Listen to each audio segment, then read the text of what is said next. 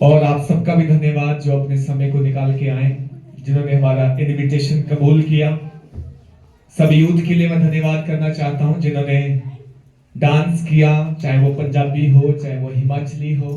हाँ, आप सबका भी धन्यवाद आपकी मेहनत के लिए। परमेश्वर आप सबको बहुत आशीष दे। आज का जो दिन है वो बड़े दिन के रूप में मनाया जाता है। यस, बोलते ना बड़ा दिन, पंजाबी बोलते हैं बड़ा दिन। क्यों बोलते हैं इसे बड़ा दिन? मालूम आपको? नहीं मालूम? मैं बताऊंगा आपको। बड़ा दिन इसलिए इसको बोलते हैं कि आज का दिन, आज मतलब 24 दिसंबर नहीं या 25 दिसंबर नहीं, लेकिन जब भी यीशु मसीह का जन्म जब भी हुआ, हाँ, मैंने आपको पहले ही बोला था कोई डेट फिक्स नहीं है, बट हमें मालूम है उसका जन्म हुआ कि परमेश्वर जब इंसान बन के आया। हाँ, जब हम सब पापी थे, जब हम सब गुनहगार थे, जब हम रोगों में थे, चिंताओं में थे, समस्याओं में थे, जब हमें उम्मीद नहीं थी क्या होगा हमारा, क्योंकि कोई सेवियर नहीं था, पता नहीं था क्या होगा अंत में, लेकिन तब परमेश्वर ने जब इंसानी रूप धारण करके जब पृथ्वी पर आया, इसलिए उसको बड़ा दिन बोला जाता है। हालेलुया! अब समझ में आ गया आपको? जब हमारा कोई मुक्तिदाता नहीं था, जब हमारा कोई उद्धार करता नहीं था, जब हमें कोई उम्मीद नहीं थी, बाइबल ऐसे बोलती कि जब हम बिना चरवाहे के भेड़ें थी, कोई चरवाहा ही नहीं था, कोई शपथ नहीं था, तब परमेश्वर जब इंसान बन के आया और उसने बोला मैं तुम्हारा उद्धार करूंगा, तुम्हारे बदले में क्रूस पर चढ़ूंगा, तुम्हारे बदले में तुम्हारे गुनाहों को खुद उठा लूंगा, तुम्हें आजाद कर दूंगा। इसलिए हिस्ट्री में दिन को बोलते हैं ये बड़ा दिन है। इससे बड़ा दिन कोई और नहीं हो सकता कि परमेश्वर कहे मैं तुम्हारे खातिर गुनहगार बन जाता हूं, मैं तुम्हारे खातिर क्रूस उठा लूंगा, मैं तुम्हारे गुनाहों को खुद अपने ऊपर ले लूंगा, लेकिन तुम्हें फ्री करूंगा, आजाद करूंगा। इसलिए इसको बड़ा दिन बोला जाता है। हालेलुया! सो आप सबको बड़ा दिन मुबारक हो, आप सबको बड़ा दिन मुबारक हो, क्योंकि हमारे लिए अभी एक उद्धारकर्ता है। कोई जाए ना उठ के प्लीज, सिर्फ 20 मिनट हम लेंगे, सिर्फ 20 मिनट। 20 मिनट के बाद आप लोग के लिए खाना तैयार है, उसके बाद आप फ्री हैं, आप अपने अपने घरों में खुशियां मना सकते हैं, मिल सकते हैं, मिठाइयां बांट सकते हैं, क्योंकि बड़ा दिन है ना? ओके, यीशु मसीह के जन्म की एक और यूनिक चीज है, एक अलग उसको बनाती है, एक स्पेशल उसको बनाती है कि यीशु मसीह का जन्म से बढ़कर उसका मृत्यु का दिन जो है मनाया जाता है। आप बोलेंगे ये कैसी बात है, खुशियों के बीच में मृत्यु?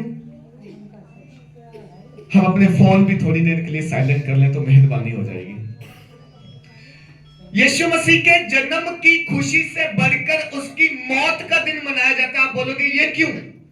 क्योंकि उसका जो जन्म है वो तब तक संपूर्ण नहीं होता जब तक उसकी मृत्यु का दिन जो है वहां पर शामिल नहीं होता। बाइबल कहती उसका जन्म ही इसलिए हुआ कि वो हमारे लिए मारा जाए, उसका जन्म इसलिए हुआ कि वो मानव जाति के पाप को उठा के क्रूस पर चढ़े। बाइबल बोलती 33.5 साल की आयु में यीशु मसीह ने जवानी के दिनों में मेरे और आपके लिए, हम में से हर एक जन के लिए जो है क्रूस उठाया। उसने बोला मैं मृत्यु को चूज करता हूं, मैं ये डिसाइड करता हूं कि ये दुनिया ना मरे अपने पापों में, मैं मरता हूं उनके खातिर, मेरे पे लाद दो इनके पाप, और मैं एक ही बार मर के पूरे मानव जाति के उद्धार के लिए एक रास्ता बनाऊंगा। हालेलुया! समझ में आ रहा आपको? उसने ये नहीं बोला मैं एक जाति के लिए, उसने ये नहीं बोला मैं एक धर्म के लिए, उसने ये नहीं बोला कि मैं किसी एक व्यक्ति के लिए, उसने बोला मानव जाति के लिए मैं क्रूस चढ़ूंगा, और वो क्रूस पे चढ़ा। इसलिए उद्धार एक जाति के लिए उत्पन्न नहीं हुआ।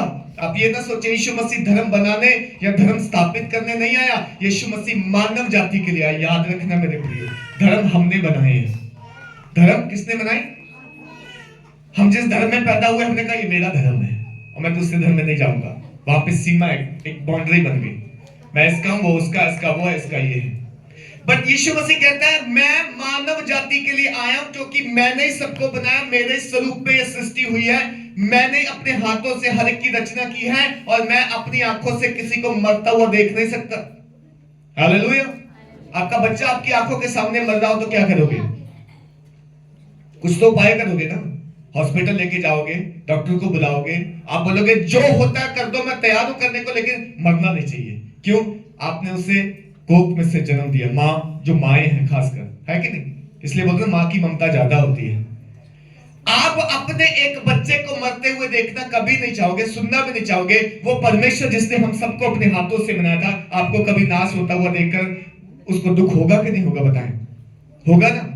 उसको दुख होगा ना यदि कोई पाप में मरेगा, बीमारी में मरेगा, कोई गरीबी में मरेगा, कोई शाप में मरेगा। इसलिए बाइबल कहती है वो देख ना सका हमारे दुख को, और उसने डिसाइड किया मैं पृथ्वी पर जो है वो इंसान बन के जाऊंगा। Hallelujah, hallelujah. एक वचन पढ़ेंगे, मैं आपके लिए एक वचन पढ़ता हूं। अगर आपके पास बाइबल है, यशायाह नबी की पुस्तक, उसका 7 अध्याय और उसका 14 वचन।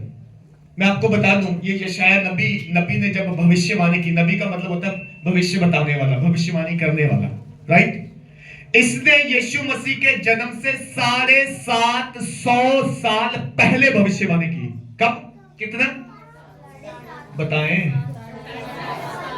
750 साल पहले एक प्रोफेसी होती, भविष्यवाणी किसके लिए? मानव जाति के लिए। क्या होगा मैं बताता हूं। लिखा, इस कारण प्रभु आप ही तुमको एक चिन्ह देगा। सुनो, एक कुंवारी गर्भवती होगी, पुत्र जनेगी, और उसका नाम इमैनुअल रखा जाएगा। क्या रखा जाएगा? इमैनुअल। ये एक प्रोफेसी। अब यीशु मसीह का जन्म नहीं हुआ। यीशु मसीह का जन्म 2023 साल पहले, ये जो सन चल रही है ना, एडी जिसको बोलते हैं, जब बीसी थी, बिफोर क्राइस्ट, बीसी का मतलब एडी से पहले, बीसी, उस समय यीशु मसीह का जन्म हुआ। लेकिन उससे भी 750 साल पहले एक परमेश्वर ने अपने नबी के जरिए प्रोफेसी दी, भविष्यवाणी दी, लोगों को खुशखबरी दी। क्या दी? लिखा, इस कारण प्रभु आप ही तुमको एक चिन्ह देगा। सुनो, एक कुंवारी गर्भवती होगी, पुत्र जनेगी, उसका नाम इमैनुअल रखा जाएगा। और इमैनुअल का मतलब मैंने आपको बताया, गॉड विद अस, परमेश्वर हमारे साथ है। हालेलुया। समझ में आपको? अब ये प्रोफेसी हो गई, लेकिन अभी काम नहीं हुआ। 750 साल और लोगों ने वेट किया। फिर बाइबल बोलती एक समय आया, एक समय आया, और परमेश्वर ने अपने समय पर एक कुंवारी को जो है स्वर्गदूतों के द्वारा संदेश दिया, तू गर्भवती होगी। वो बोलती मेरी तो शादी नहीं हुई, मैं कैसे गर्भवती होंगी? साइंस के अकॉर्डिंग इम्पॉसिबल है ना, है कि नहीं है? शादी के बाद ही होता है। पर बाइबल बोलती परमेश्वर से सब कुछ क्या है? संभव है। वो अगर आकाश को हमारे सर पर तान सकता है, वो अगर सूरज को समय पर बोल सकता है कि तू अब जा और गर्मी दे, लोगों को लाइट दे, रोशनी दे, अगर चांद को कह सकता है रात को ठंडी रोशनी दे, तारों को, वो ये जो तारे हैं, आपको अगर आपने साइंस पर आपको पता होगा तारे पृथ्वी से भी बड़े हैं, है कि नहीं है? हमारे सर पे खड़े कभी गिरे नहीं, अगर गिर जाए तो धरती का क्या होगा? किसने रोका इनको? परमेश्वर ने। आप सी शोर पे जाओ, समुद्र पर, उसकी कभी वो जो बाउंड्री होती, सीमा होती है, आप उसको देखो, पानी आता है, बड़ी तेज छल आती है, हमें लगता है हम गए, बट जैसे ही उसकी सीमा आती, बाधा आती, वहीं रुक जाता है, वापस चला जाता है। किसने रोका उसको? परमेश्वर। उसकी सीमा बांधी है कि तू यहीं तक आएगा, इसके आगे नहीं जाएगा। जो आकाश को रोक सकता है, जो तारों को रोक सकता है, जो पानी की सीमा को बांध सकता है, क्या उसके लिए कुछ मुश्किल है कि वो कुंवारी से एक बेटा ना पैदा करे? कर सकता है वो, क्योंकि बाइबल बोलती है तू पवित्र आत्मा की सामर्थ से गर्भवती होगी, और जो तुझसे बेटा जन्मेगा उसका नाम इमैनुअल रखना, उसका नाम यीशु रखना। क्यों? क्योंकि वो अपने लोगों का उनके पापों से उद्धार करेगा। हालेलुया। क्यों यीशु मसीह का जन्म यूनिक था? उसका जन्म भी यूनिक था, उसकी मृत्यु भी यूनिक थी, अलग, सबसे डिफरेंट। उसका जन्म इसलिए यूनिक था कि अगर वो हम जैसे पैदा होता माँ बाप की इच्छा से, तो वो हमारे जैसा पापी ही होता। क्यों? क्योंकि पाप हमारे खून में है। हालेलुया। आज लोग खून बहाते हैं ना, बहाते हैं, बलि चढ़ाते हैं ना, मुर्गे की, बकरे की, भेड़। क्यों बहाते? ये कहां से आया? ये ट्रेडिशन कहां से आया खून बहाने वाला?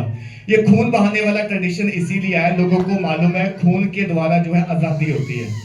खून दे के लोग जो है प्रसन्न करते हैं, है ना, करते हैं ना। सो अगर एक पापी दूसरे पापी के लिए खून बहाए, तो आप समझदार हैं, सारे पढ़े लिखे, आपको लगता है कि वो गंदा खून मेरे गंदे खून को शुद्ध करेगा? आप बहनें कपड़े धोती है, मशीन में धोती ना, कभी गंदे पानी से कपड़े धोए? नाले में से निकाल के? नहीं ना। क्यों? साफ पानी चाहिए, कपड़ा गंदा उसको साफ करना। गंदा खून हमारे गंदे खून को शुद्ध नहीं कर सकता था। एक पवित्र खून की जरूरत थी, एक निर्दोष खून की जरूरत थी, एक ऐसा लहू की जरूरत थी जो हमारे गंदे खून को धोकर साफ करता, तब हम पवित्र और धर्मी ठहरते। इसलिए परमेश्वर ने चुना जो मैं धरती पे जाऊंगा तो कुंवारी से मैं जो है जन्मूंगा, ताकि उसके अंदर जो है शरीर की इच्छा पूरी ना हो, माँ बाप से वो बच्चा ना जन्मे, खून के अंदर से जो पाप पीढ़ी दर पीढ़ी चलता रहा वो पाप इसके अंदर ना जाए, ये निर्दोष बच्चा पैदा होना चाहिए। जब ये अपना लहू बहाएगा तो मानव जाति के पाप धुलेंगे। हालेलुया, बोलो हालेलुया। यही है यीशु मसीह का जन्म जो सबसे अलग बनाता है।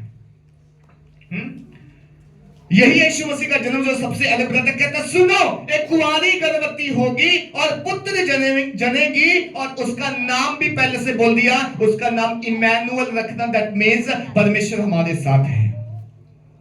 दूसरी जगह लिखा है उसका नाम यीशु रखना, और यीशु के साथ मसीहा जोड़ दिया। मसीहा का मतलब है छुड़ाने वाला, अनॉइंटेड, परमेश्वर का अभिषिक्त, परमेश्वर का चुना हुआ, जो मानव जाति के पाप से उनको छुड़ाएगा। उसका नाम यह है, उसका काम यह है, उसने काम करके दिखाया, उसने उद्धार किया। जब वो क्रूस पे चढ़ा, जब उसने मृत्यु को सहा, जो मानव जाति के लिए जब उसको क्रूस पे चढ़ाया गया, वो कहता मैंने सब कुछ पूरा कर दिया, अब तुम्हें एक ही काम करना है। वो हमें एक ही काम करने के लिए बोल के गया। क्या काम करने के लिए बोल गया? वो कहता तुम मुझ पर विश्वास करना।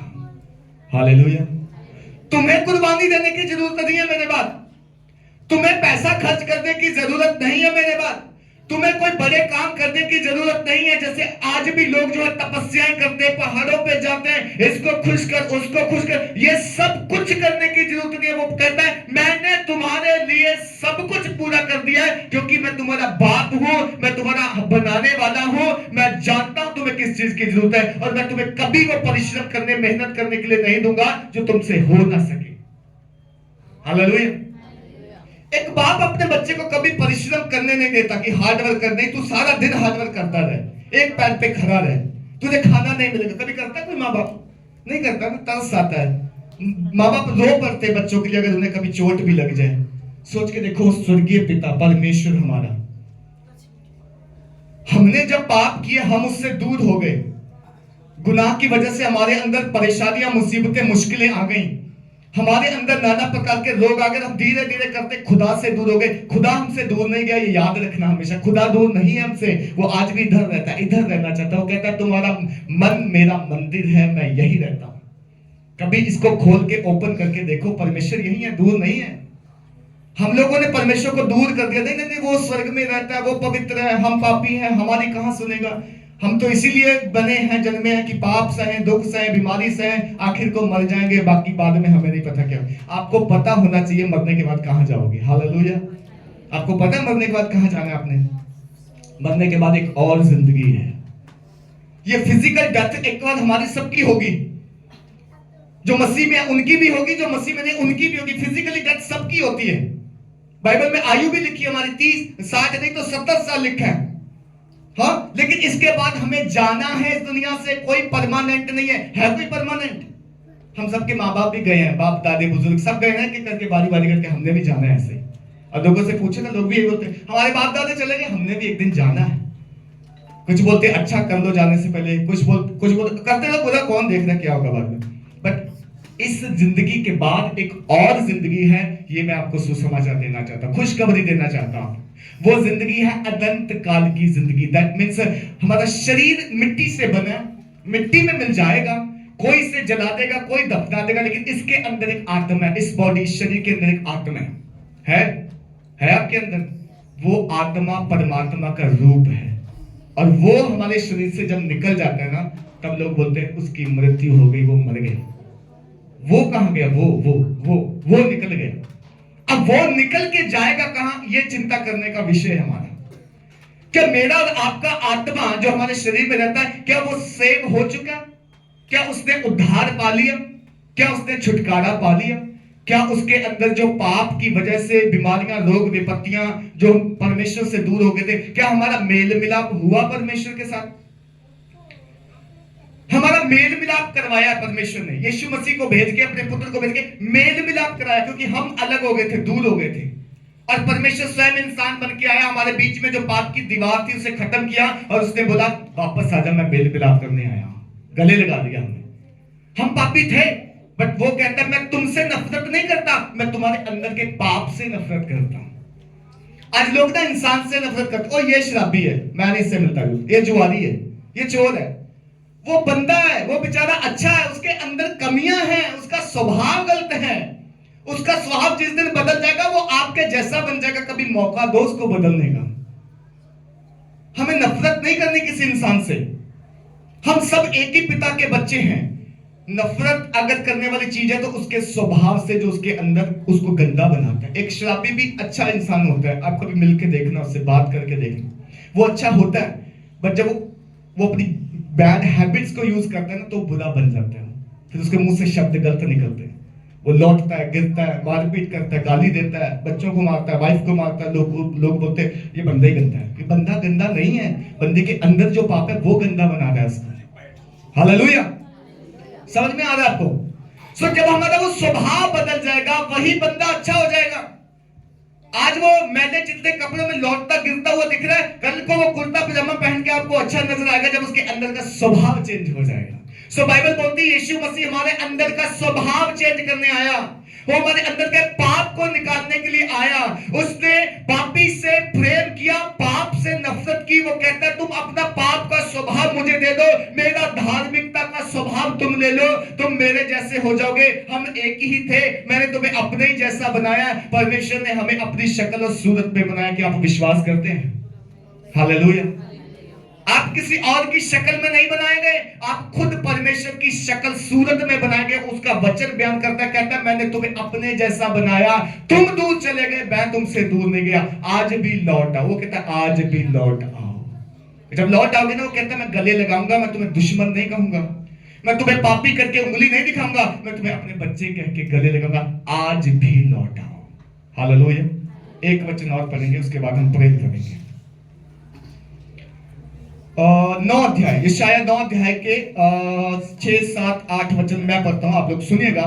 लिखा क्योंकि हमारे लिए एक बालक उत्पन्न हुआ, हमें एक पुत्र दिया गया, और प्रभुता उसके कांधे पर होगी। उसका नाम अद्भुत युक्ति करने वाला, पराक्रमी परमेश्वर, अनंत काल का पिता, शांति का राजकुमार रखा जाएगा। उसकी प्रभुता सर्वदा बढ़ती रहेगी और उसकी शांति का अंत न होगा। इसलिए वह उसको दाऊद की राजगद्दी पर इस समय से लेकर सर्वदा के लिए न्याय और धर्म के द्वारा स्थिर किए और संभाले रहेगा। सेनाओं के यहोवा की धुन के द्वारा ये हो जाएगा। हालेलुया। फिर वही वचन से क्या लिखा? हमारे लिए एक बालक उत्पन्न हुआ, और लिखा और हमें एक पुत्र दिया गया, और प्रभुता उसके कांधे पर होगी, और उसका नाम अद्भुत युक्ति करने वाला, पराक्रमी परमेश्वर, अनंत काल का पिता और शांति का राजकुमार रखा जाएगा। ये सारी क्वालिटी हैं उस बेटे की, उस बच्चे की, जो बच्चा मेरे और आपके लिए स्वर्ग से दिया गया। हालेलुया। क्या क्या क्वालिटी है जो पुत्र हमें देगा? प्रभुता उसके कांधे पर होगी, वो प्रभुता करेगा। हम बोलते हैं फलाना बंदा प्रभुता करेगा, ये जाति प्रभुता करेगी, वो बंदा प्रभुता करेगा। हम सोचते हैं जिसके पास पैसा है, जो पॉलिटिशियन है, जो बड़ा फेमस व्यक्ति, को प्रभुता करे। इंसान प्रभुता कभी नहीं करेगा। प्रभुता केवल परमेश्वर की है, वो ही करता है। हालेलुया। प्रभुता उसी की जो चाहे वो कर देता है। प्रभुता उसी की कि वो कुंवारी से पैदा हो गया। प्रभुता उसी की कि देखो हम कितने पापी थे लेकिन आज भी हमें बचा के रखा, संभाल के रखा। ये प्रभुता है उसकी, ये प्रभुता करता है पूरी सृष्टि पर। परमेश्वर प्रभुता करता है, कोई इंसान, कोई जाति, कोई धर्म नहीं। मेरे प्रिय याद रखना इस बात को। फिर क्या लिखा?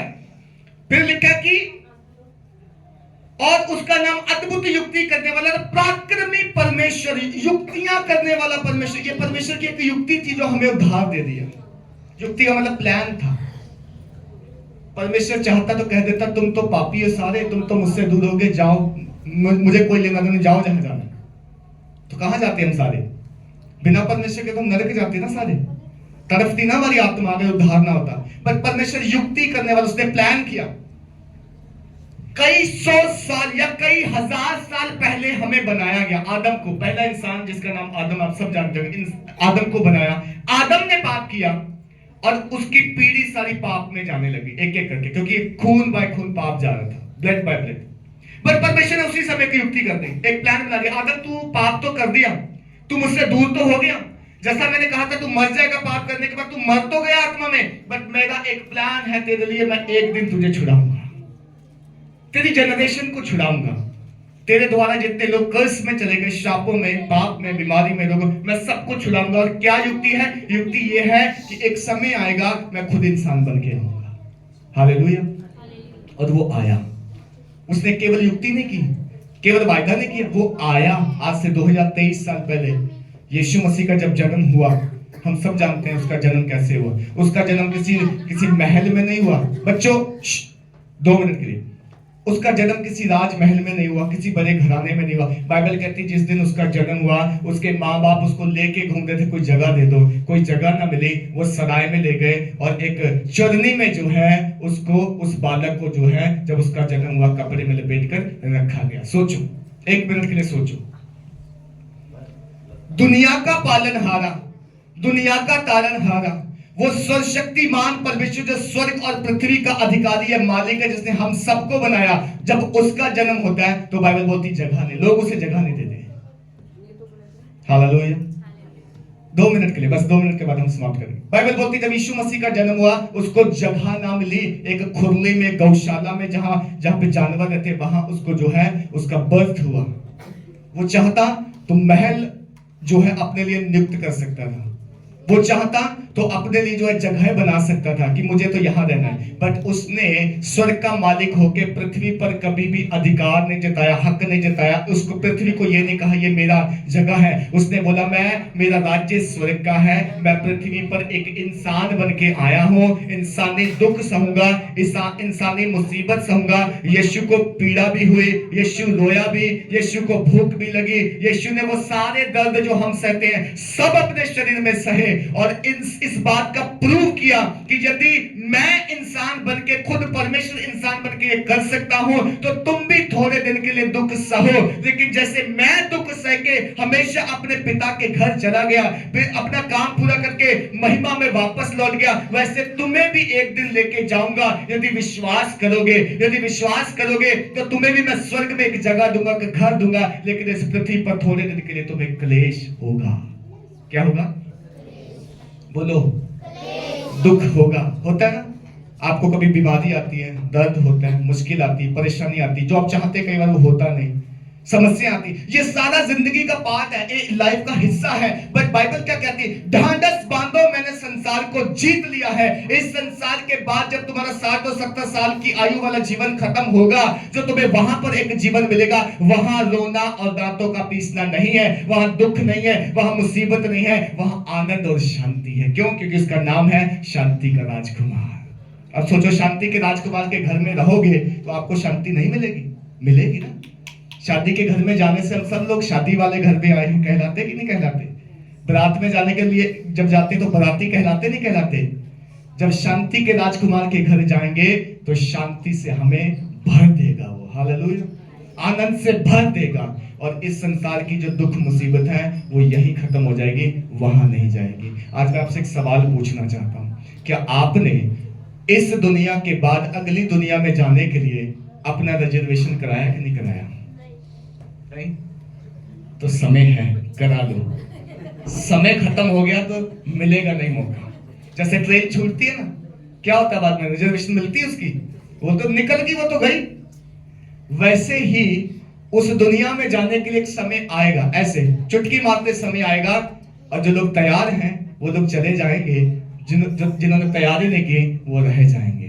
बाइबल कहती है उसका नाम अद्भुत युक्ति करने वाला, पराक्रमी परमेश्वर, यानी जिसके अंदर सारी सामर्थ्य है, वो कुछ भी कर सकता है। शांति का राजकुमार, अनंत काल का पिता, हमारी आत्माओं का पिता है, वो परमेश्वर है। उसने ये चुना कि वो स्वर्ग छोड़कर पृथ्वी पर आए और हम सबके लिए महाराज आए। इसलिए मैंने बोला कि यीशु मसीह का जन्म इतना फेमस नहीं है, उसकी मृत्यु ज्यादा फेमस है। और ये जन्म और मृत्यु दोनों जुड़े हैं आपस में। यदि वो जन्मता ना तो वो मरता ना, यदि मरता ना तो उसका जन्म लेने का फायदा नहीं। वो जन्मा इसलिए ताकि मरे, वो जन्मा इसलिए ताकि हमारे पाप उठा ले, वो जन्मा इसलिए ताकि मानव जाति को उद्धार दे सके। आज मैं आपसे बोलकर समाप्त करना चाहता हूं, यीशु मसीह मेरे और आपके लिए आया, हम में से हर एक के लिए, चाहे बच्चे हैं, जवान हैं, बुजुर्ग हैं। आप किसी धर्म जाति से संबंध रखते हो, कोई मैटर नहीं करता, क्योंकि खुदा ने कोई जाति नहीं बनाई। बनाई अगर बनाई होती तो एक चीज जरूर होती, जब बच्चा पैदा होता है जाति लिखी आती, ये फलानी जाति का है, इसको इसी में पालन पोषण करना। बच्चा जब पैदा होता है, उसको पैदा होने के बाद तुम किसी के घर में रखा हो, वहीं पलेगा, बाद में बड़ा होकर बोलेगा मेरा धर्म यही है। ये धर्म हमने बनाया, तो इस धर्म में मत उलझना, इस धर्म कर्म में मत उलझना। खुदा हमसे प्यार करता है, सर्वशक्तिमान जिसने हमें बनाया आज भी प्रेम करता है। वो आपको, आपके रंग रूप को नहीं देखता, आपने कितने पाप किए, बुराई की, क्या करते हैं, आपके कुछ नहीं देखता और देखना भी नहीं चाहता। वो एक ही बात कहता है, मैंने तेरे लिए अपना प्राण दिया, क्या तू मेरे लिए जिएगा? हालेलुया।